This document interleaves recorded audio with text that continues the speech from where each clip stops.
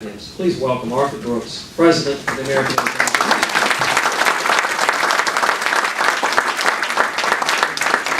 Thank you, Kelly, and thank you, Ray, for sponsoring this event and for your really eloquent remarks.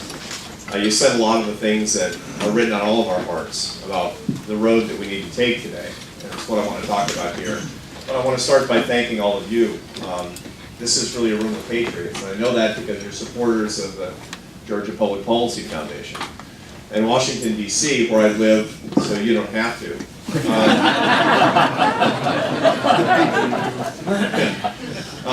We're watching what's going on here. I mean, the laboratories for this country are the states, full of patriots willing to act, try new ideas, to do things that remind us of the values of our founders. That's what's going on here, and that's under the great stewardship of GPPF. Those of you who are giving of yourselves sacrificially for this organization, you are truly giving to our nation because your nation is watching. And I'm deeply grateful to you for that. AEI was founded 74 years ago. My own organization, the American Enterprise Institute, was founded 74 years ago by patriots like you too. They founded our organization with a very simple mission, that we're a community of scholars and supporters dedicated to the proposition that maximizing liberty, increasing individual opportunity, and fighting for free enterprise give the most people the best life. I know you share those values. This is what we've been fighting for 3/4 of a century, and many of you have devoted a good part of your lives to that too, because what we understand is this. Free markets are really good at correcting themselves, but they're terrible at defending themselves. They need defenders, and you're the defenders. Not for yourselves, but for your kids, and for people you haven't even met, and for Americans who are not even in America yet. That's really important stuff. It's an ethical proposition. It's a moral proposition. I congratulate you for being part of the fight. But I have to ask myself this. Why is it that we have to keep fighting? Why haven't we won this thing? I mean, after all, look, we got the facts and data. We know that the free enterprise system is the best system for creating the most wealth of any system in the history of the world. Everybody knows that, left, right, and center. Yet we keep having these conversations again and again and again. And as recently as 3.5 years ago, the United States elected a president who said that the free enterprise system isn't the best system for our country. How long are we going to have to keep fighting these fights? I don't know the answer to that. It seems like the wolf is always at the door when it comes to freedom. But I can ask and answer this question. What are we doing wrong so that our arguments aren't winning enough? We have all the arguments about money. Nobody can beat us on money. Nobody can beat us on the arguments about prosperity because we're right and everybody knows it. But something's going wrong when it comes to saying what's written on our hearts about why we want to be the strongest, freest country in the world, and why we think that our kids deserve it and it's worth fighting. And some people believe it's even worth dying for. That's a moral thing. That's not a materialistic thing, and we're not very good at talking about that. And we need to be able to talk about that more if we want to start winning. Now, here's how I started thinking about this that I'm going to talk about today, and it's really the subject of the book that we're discussing here as well. Here's how it kind of came home to me. I'll give you a little bit of background. I'm the only political conservative in my extended family. So, Thanksgiving dinner is super fun.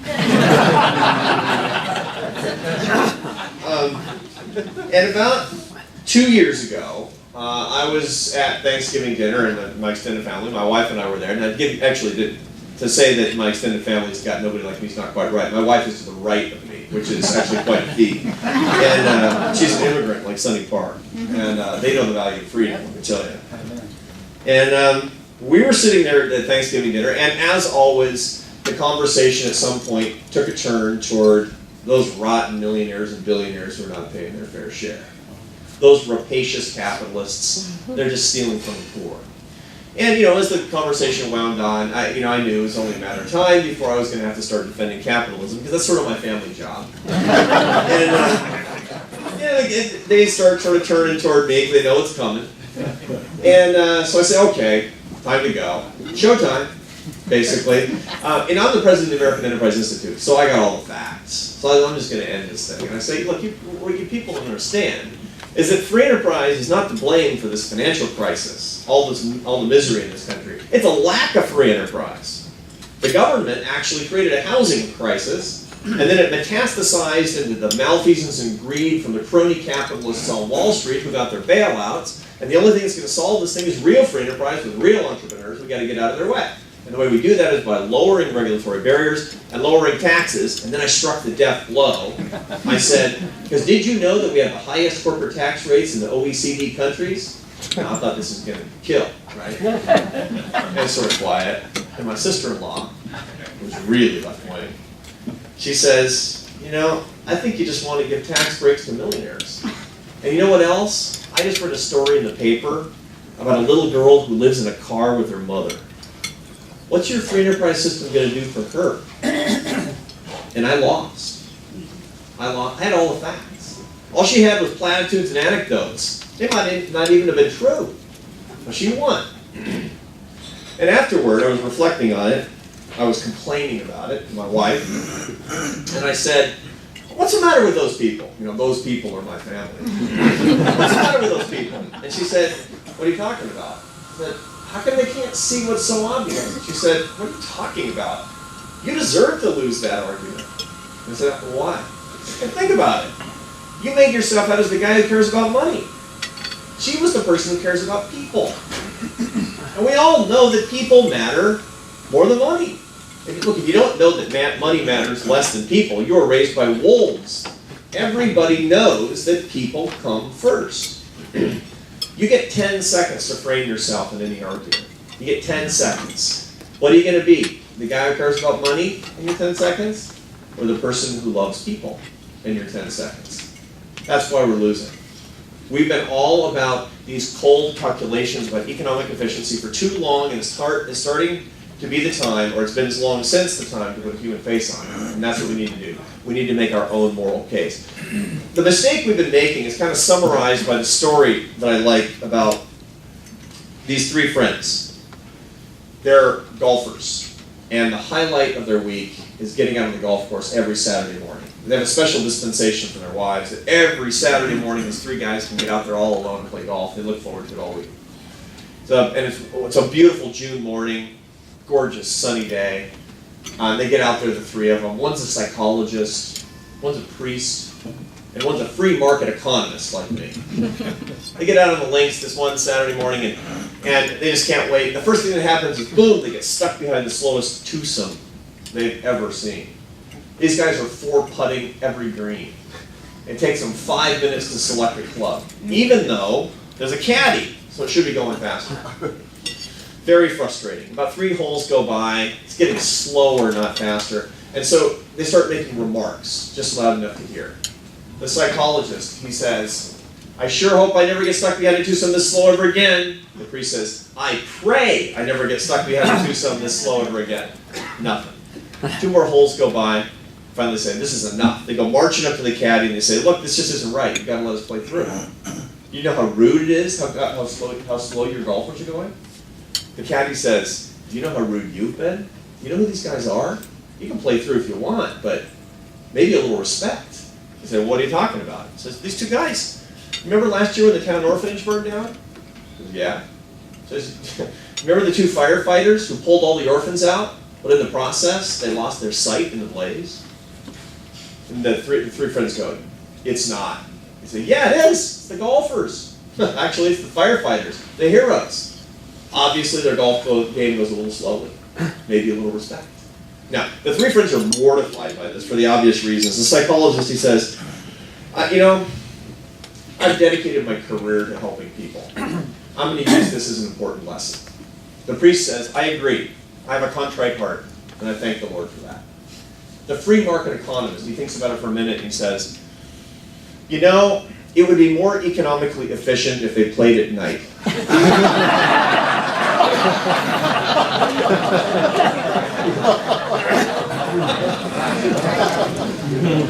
It's not the way to win hearts. We're not. We got to do better. Consider a paradox.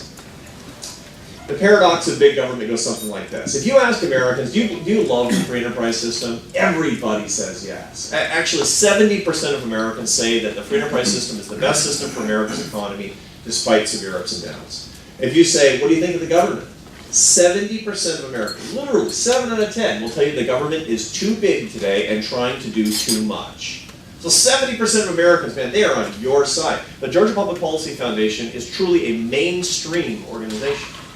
Right? Everybody who says it's on the right, that's not correct. Right down the center for what Americans think. But here's the problem. We should be winning everything with these attitudes, but we're not.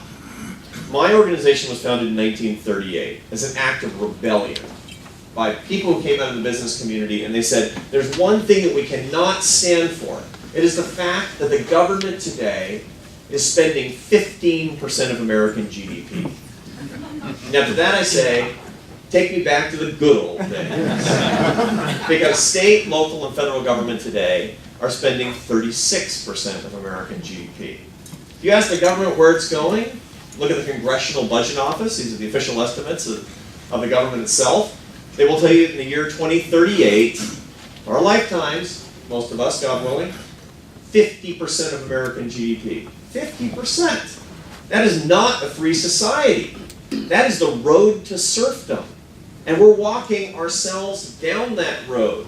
We say we love free enterprise, but we're electing politicians and taking actions and empowering governments that are vacuuming half of our GDP out of us. And 81% of us say we don't even like the government. 81% of Americans say they don't like or trust the government, and that's the highest level in our history, at least since we've been keeping data on that score. Something's got to change here. Or at least we need an explanation for the paradox. Why is it that we say we love free enterprise, but then we act democratically as if we hated free enterprise? Well, there are 3 explanations. There's kind of a liberal explanation, there's a conservative explanation, and there's a correct explanation. So I'm going to give you all 3. The liberal explanation is that we actually don't love free enterprise. We just say we do. We're sentimental about it. It's kind of like life in the 50s. It was easier and better back then. Yeah, of course we love free enterprise. Our founders loved freedom, and they fought and died for freedom, and that's all great. But basically, what we really want is a good cradle-to-grave European-style welfare state. That's what we really want. If you read the New York Times, which I really don't recommend, but if you do read the New York Times, you will see that that's what liberals think, that we want a welfare state. Okay. Now, conservatives say, no, that's not right. The real explanation is that we love free enterprise, but we haven't given Americans enough facts about how rich it makes us. So, if we can just get people to absorb more facts about balanced budgets and GDP growth and what's going on in Europe and a bunch of other things, then finally the light bulb will go off, ding, especially if we have good PowerPoint charts, and we'll say, free enterprise, it's true. It is the best way and worth sacrificing for. I know that's wrong too. How do I know that's wrong? Because I'm president of the American Enterprise Institute. And if it were true, my job would be easy. It'd be done. And it's not. It's not. We're fighting the same battles that we were fighting in the 80s and the 90s and even before and after that. So what's the real explanation? The real explanation is that we have failed to make the moral case for our free enterprise system. We've failed to make a compelling case that makes people want to follow it for the reasons in their hearts. Now, I got to prove that to you. And then I'm going to tell you what I think that moral case is. But first, the proof. There's a great body of work, research work outside my area, outside of economics. It's from neuroscience. It looks at the activity of the brain. It shows us some amazing things about a part of our brains called the medial prefrontal cortex. Those of you who are not doctors, nor am I should inform you that's the part of your brain right behind your forehead. That's your medial prefrontal cortex, the most modern part of your brain. So this is a good, healthy exhibit of a medial prefrontal cortex. The medial prefrontal cortex processes all kinds of interesting, very, very human things. Executive judgment. The decision that you made on which route to take to the Georgian club here today was your medial prefrontal cortex at work.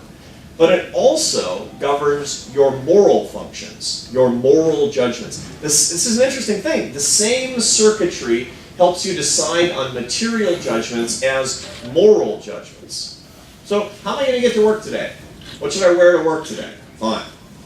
Executive decisions, material decisions. You get to work, your colleague says, what do you think of my tie? And you have to make a moral judgment. Do I tell them the truth, or do I tell them what I really think? That sort of stuff goes on all the time, and it's the same part of your brain at work. So here's the question. If you are confronted with a material decision and a moral decision simultaneously, which one will dominate your brain? Which one will win out? We know the answer. And we know the answer because of the research of a social psychologist at the University of Virginia, a guy named Jonathan Haidt. Now, if that name sounds familiar, it's because he had a big bestseller this spring called The Righteous Mind, Why Good People Disagree on Politics and Religion. He's the world's leading expert on how we process moral judgments with our brain. And he shows in vivid detail that if you're processing a moral judgment or a moral dilemma, you won't be able to process anything else. It will completely dominate your medial prefrontal cortex. Very interesting phenomenon. Now, people don't believe it, so he says, okay, I'll prove it. He proves it with human subjects by telling a little story. Actually, there's a whole lot of stories, but I'm going to tell you one of his stories. And what I'm going to do is I'm about to dominate your medial prefrontal cortex. Okay? Now, and as a matter of fact, I'm so sure that this is going to work, I'm going to ask you to process, when you least expect it, a moral dilemma. And I'm so sure that it's going to work that if you don't remember anything I say today, you will remember this story 1 year from today. Okay? So here goes. There's a family, and it's a family like mine. So to give you a little bit more background, my wife Esther and I have 3 kids. They're 9, 12, and 14. And the family in this story, like mine, is always in conflict about something. There's always something where the kids are at war with the parents, right? In this case, in this story, it's about whether or not to get a dog. The kids want to get a dog, and mom and dad are implacably hostile to the whole idea. The kids say, everybody has a dog. The neighbors have a dog. It's not fair that we can't get a dog. And dad says, I don't care if it's not fair. You kids are too irresponsible. I know I'll end up taking care of that thing. I'll end up walking it, cleaning up after it. Until you kids learn some responsibility, no dog. Now, this goes on for about 3 months. And it resolves the way these things always resolve. The kids wear down mom, right? And then there's a coalition against dad, right? And dad caves in. So, down to the pound they go. Dad's really sullen. I know how this is going to turn out, right? And they pick out a puppy, and they name her Muffin. And they bring her home. Now, it turns out, Dad was wrong. Muffin's a great dog.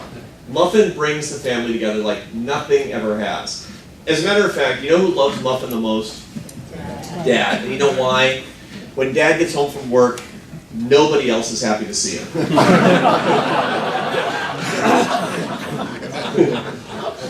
And it's a great thing for the family.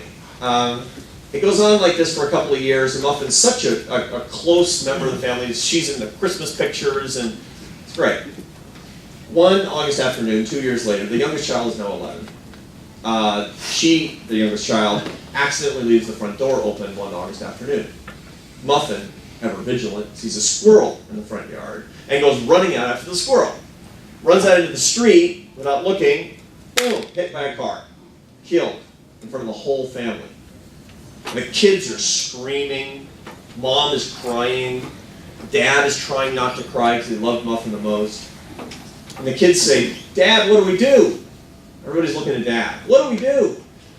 Dad picks up Muffin's lifeless body, and they bring her together into the house. And lovingly, as a family, they decide to cook her and eat her.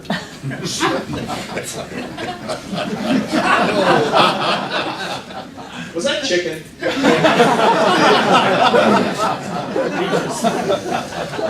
Now, that's your medial prefrontal cortex at work. You're processing a cognition right now like, man, that story really didn't end right at all. Something's wrong with the guy giving a speech right now. That's what your brain is saying, because it didn't go the right way, because you're processing a little bit of revulsion. It's surprising, but it's not right. Now, I could right now say, look, that whole moral thing where every single 100% of you know it's wrong to eat the dog. But I could say, look, leave all that aside. I have some arguments for you that are going to change your mind. that dog is a high quality protein source, right? You go, what? It didn't hurt the dog. It's legal. In some countries, they eat dogs. I could go on, right, with all of these types of arguments, and it just gets weirder and weirder because you know it's not right, because you know morally it's the wrong thing, and you don't need any reason. I mean, you don't have to give me an argument about why it's wrong. We all know it's wrong. That's what happens with economics and public policy. I'm sitting around the Thanksgiving table trying to explain about OECD tax rates, and all everybody has in their medial prefrontal cortex is a picture of a little girl, homeless, living with her mother, desperate, in a car. I might as well convince everybody in my family to go eat their dog. It's not going to work, and I just look like kind of a jerk, as a matter of fact, or at least there's something wrong with me. Morally, that's what happens all the time. The only chance we have is to have our own moral arguments, is to take on its face the fact that we care about that little girl too. We want to help her, and we have a plan to help her as well. If we don't do that, we're going to keep losing. And we're going to keep losing because that's the way people's brains are wired. That's the way we're wired. We are human, and we know that people come first. So what do we say? What is the moral case? The best way to ascertain that moral case is by looking to the words of our founders. The founders of this great nation, they said in the second paragraph of the Declaration of Independence, which you all know by memory, that we are endowed by our Creator with certain unalienable rights, among them life, liberty, and the pursuit of happiness. That is a deep moral covenant from them to you. It was a call to arms. It was an opportunity to struggle or even die for the greatest experiment in liberty in the history of the world. For what? For money? No. For happiness, or the right to pursue it, for the dignity of every individual to define their destiny as they see fit, and then to pursue it freely and be rewarded for their hard work and merit. That's a deep moral promise, and we degrade it every time we make it out as if we had the right to life, liberty, the pursuit of conveniently located and priced electrodomestic appliances. It's not right what we do when we talk about our economy and our system as if it were about the money and about economic efficiency. And our founders would be scandalized, I dare say. They had it right. So here's the question. What did they mean by the pursuit of happiness? What was going on in their minds when they talked about the pursuit of happiness? Just going out and saying everybody should be able to pursue their happiness, that's not going to get the job done. Somewhere down the path, but we need to be more specific about it. What does it mean? We know it doesn't mean the pursuit of money. Your mother taught you that. There's actually scores and legions of studies that show that Millennials Buy Happiness. Last time I spoke here at the Georgia Public Policy Foundation, I talked even a little bit about that fact. I wrote a book in 2008 about the economics of happiness. I've studied a lot. I wrote the book while I was still teaching at Syracuse University. I was a full professor with tenure, which meant I had no adult supervision. And I could write about whatever I wanted. And I said, you know what, I'm going to write a book about happiness because I want to know who's happy and who's not. And I learned a lot when I wrote that book on happiness. But I want to tell you the single most interesting and useful fact about happiness that I learned in the course of writing a whole book. And that fact was the average unhappiest age in a man's life. Now I say man because women don't have it. Women are, as a general principle, happier than men all throughout their lives, and they're pretty steady in their happiness. Men are a mess. Men are happy and unhappy, and there's just one age when, on average, men are just by far the unhappiest. And I know it's right because I've gotten the data and I've recreated the data analysis using the proper protocols, and I'm completely convinced that it's true. So what do you think the average unhappiest age in a man's life is? Ray? 45. Well done, my friend. You read he's read the book. It is 45. 45 is the average unhappiest age in a man's life. Now, that's sort of the midlife crisis. I mean, it's kind of a cliche at this point, right? But if you ask psychologists, which I have, so how many guys in here, incidentally, are not 45 yet? How many of you are under 45? You're on your way down.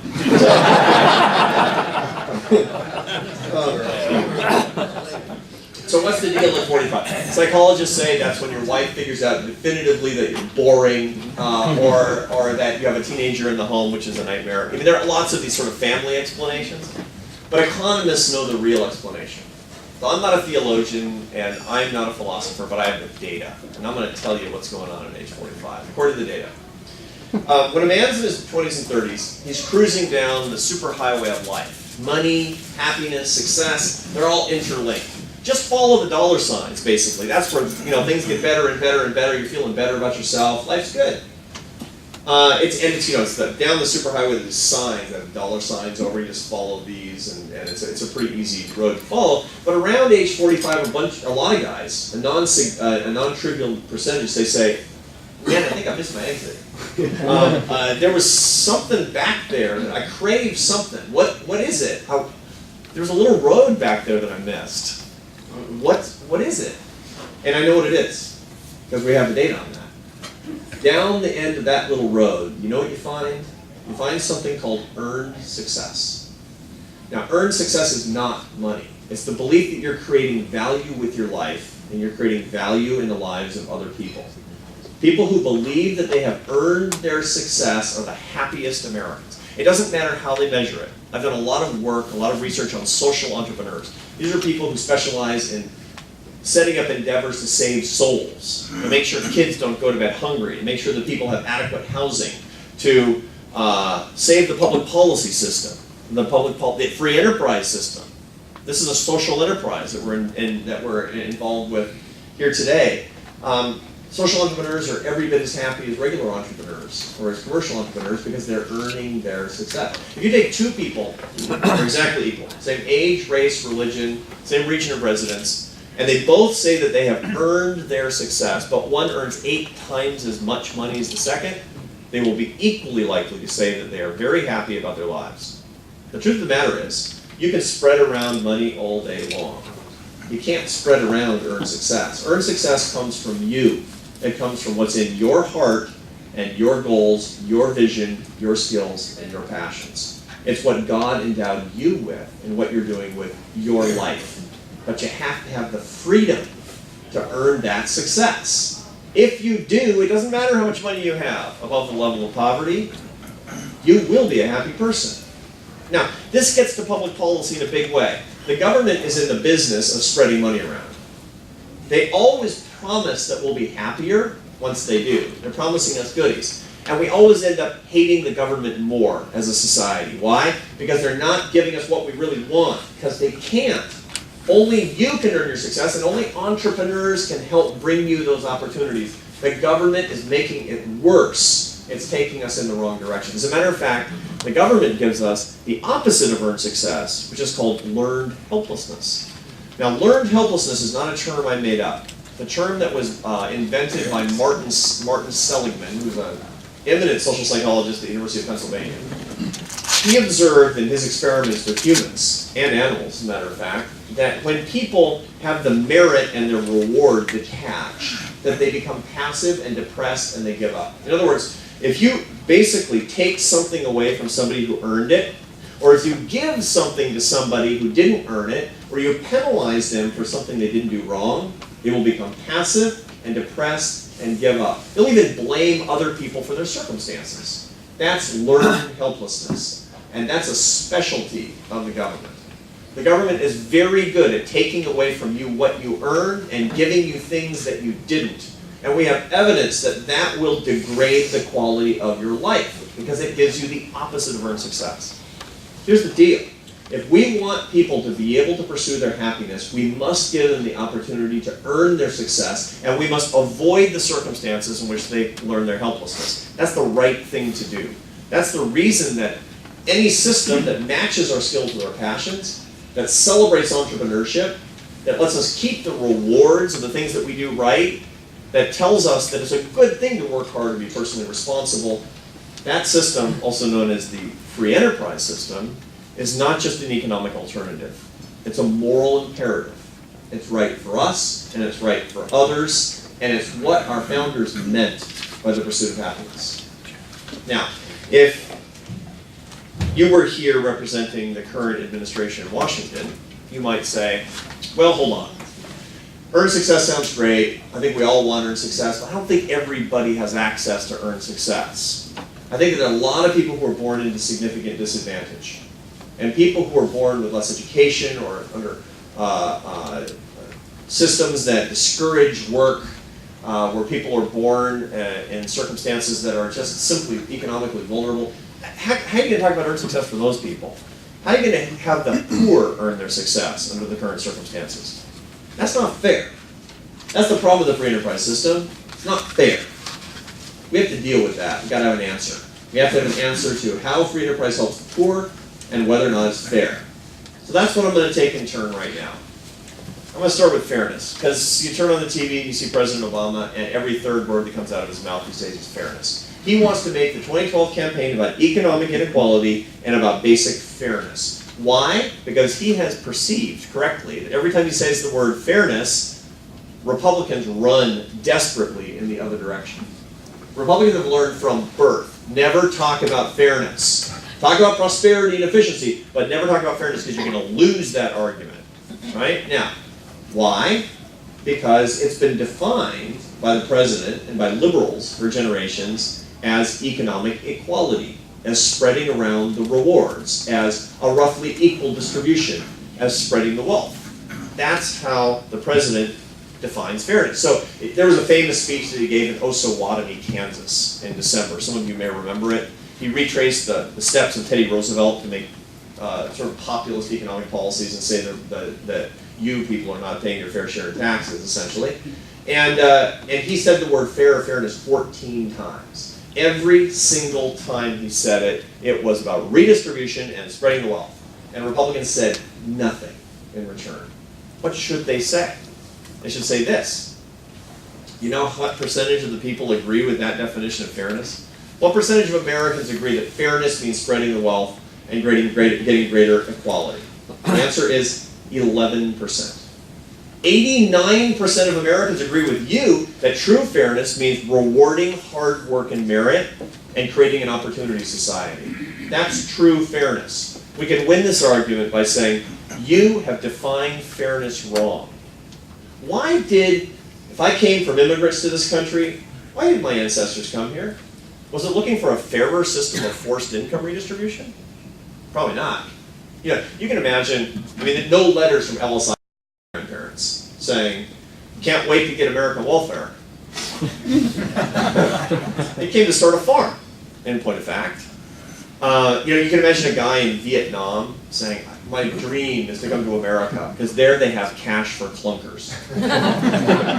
It's absurd, right? It's absurd because most Americans, an overwhelming majority, understand true fairness is not taking something away from you that you earned and not giving you something that you didn't earn. Now, I understand that we need government programs. I'm not naive. But it's still not fair to take something away from you that you earned. And it's not fair to give you something that you didn't earn. It doesn't mean it's wrong in every case, but it's not fairness that demands that. Something else. So we need to stand up and say, you define fairness wrong. Americans agree with me that real fairness means creating an opportunity society and rewarding hard work and personal responsibility and innovation and merit and penalizing free riding and corruption and laziness and greed. That's true fairness. And the reason that we have such an unfair society today is because of you, not me. Your idea of fairness is the reason we're stealing from our children. That's unfair. Your idea of fairness is the reason we're paying public sector bureaucrats more than their private sector counterparts, which is not fair. Your idea of fairness is the reason that certain crony capitalists get special carve-outs and bailouts with a special relationship to Washington, D.C. policymakers, which is unfair as well. This is a fairness crisis in this country, and we demand true fairness. That's what conservatives ought to be saying today and taking the game to the liberals, and watch what happens. We start to win because everybody craves it, because it's right, because it's moral. But what about the poor? Do they get kind of left out in the cold? It's easy to think, fairness based on merit and earned success sounds really great if you're an entrepreneur and you're making a good salary. But what about the poor? Because the poor really are with us. What's the system that would help them the most? Something a little bit more socialistic? And the answer is we got facts on this one. This is a case closed kind of argument. Consider this. Between 1970 and today, the worst poverty in the world, which is defined as living on $1 a day or less, the worst poverty in the world since 1970 has declined by 80%. I bet you didn't know that. Most people don't know that. We have eradicated 80% of the world's worst poverty. It's an extraordinary achievement. It's probably the most important achievement in human history, is the eradication of poverty on that scale. It's never happened before. Do we still have poverty? Yeah. Too much? Of course. Do you join me in being commanded to continue to try to eradicate it? Of course. But an 80% reduction? What happened? What did we do right? Was it the incredible, fabulous success of the United Nations? Was it U.S. foreign aid, or the International Monetary Fund, or world socialism, or the World Bank? Of course not. Everybody knows that didn't do it. A lot of us agree that that actually led us in the wrong direction. The reason that we've eradicated 80% of the world's worst poverty is globalization, free trade, cross-border entrepreneurship, property rights, rule of law, in short, free enterprise. You are the reason in your consumption habits and in your business practices. Because you support free enterprise here, you are the reason that somebody is not burying his child in sub-Saharan Africa today. You are the reason that somebody in China is giving an education to his or her child. You're the reason. Free enterprise, you, America's gift to the world, has lifted billions of people out of poverty that would not have been lifted out of poverty. Think about the morality of that. Think about the morality of people who say that free enterprise is bad for the poor of the world. Think how wrong that is. If you believe that the poor deserve to be lifted up by the billions, you join me in being commanded to treat the least of these with special care, then you have to understand the only system for a good Samaritan is the free enterprise system, and you must not let anybody tell you the contrary. So here's where we are with my sister-in-law. You know, I want to help that little girl in the car too. There's too much of that. You know what she needs? She needs relief and she needs opportunity. What we're doing today will take away both.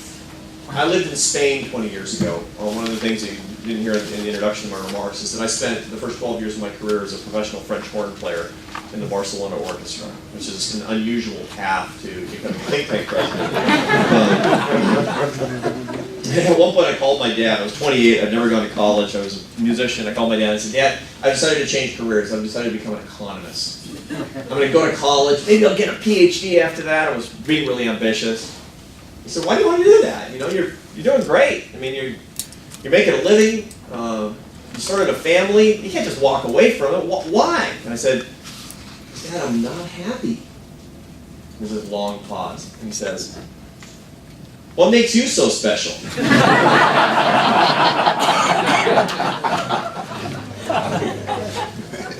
When I lived in Spain 20 years ago, no homelessness. Today, there's homelessness. Why? Because of the Spanish debt crisis. The truth of the matter is, when we run our economy over the cliff, it's going to be pretty darn inconvenient for every one of us here in this room. But it's going to be catastrophic for the poor. That little girl in the car is going to lose her relief and lose her opportunity, and that is not right. If you join me in your commandment to help that little girl in the car, you will guarantee the only system that can do it. And it is not European-style social democracy. I got the data, I got the facts, and I see what's going on right now. Her only chance is for us to live the dream that our founders dreamed and make it real for everybody. And that means free enterprise for every single person.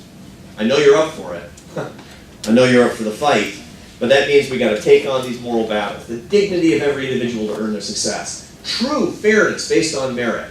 And lifting up the poor by the billions. These are the moral imperatives of the free enterprise system. We talk about these things, we're on our way to winning. Now, I want to close here.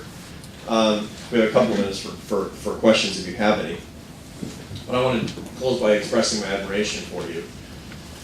It's not easy in the current climate to stand up for the free enterprise system. You're going to get called, unfeeling, hard-hearted capitalists who don't care about the rich. I know all of you've heard it. It's easy when you're running a business to hide behind the tree, to stay out of the public fray, to not call people out for the values that you think are wrong. You don't want a target on your back. And when you're in Washington, D.C., most of all, it's dangerous.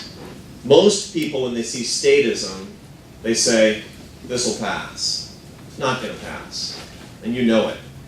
You know that we don't have much time left in this country for the system that we really love. And that's why you're standing up and you're fighting. I know that because you're here.